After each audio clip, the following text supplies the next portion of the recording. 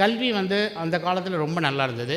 பல்லாயிரக்கணக்கான மக்கள் ஒன்றாக வந்து யாரோ ஒருத்தர் கண்ட கனவு, நான் கோவில் கட்டணும், டேம் கட்டணும் அப்படின்னா பீப்புள் வாலண்டியராக வந்து அவங்களுக்கு என்ன விஷயம் தெரியுமோ அதை வந்து அழகாக பண்ணி, ஒரு கோவிலில் போய் பார்த்திங்கன்னா சிற்பங்கள் கூட அவ்வளோ டீட்டெயிலாக பண்ணியிருப்பாங்க.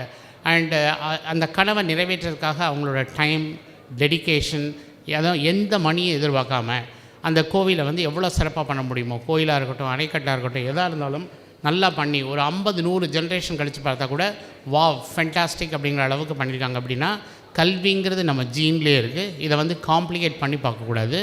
இந்த கோவில்கள் வந்து இன்றைக்கி நமக்கு எண்ணற்ற கோவில்கள் இருக்குது.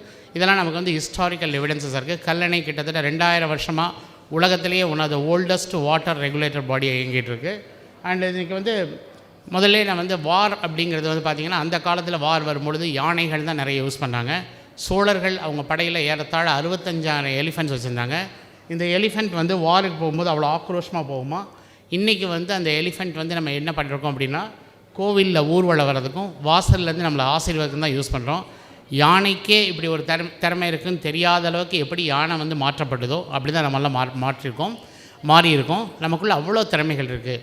வாழ்நாள் முழுவதும் எனக்கெல்லாம் இப்படி ஒரு திறமை இருக்கா இல்லையான்னு தெரியாமலே அந்த திறமைகளை வந்து நம்ம லூஸ் பண்ணுறோம்.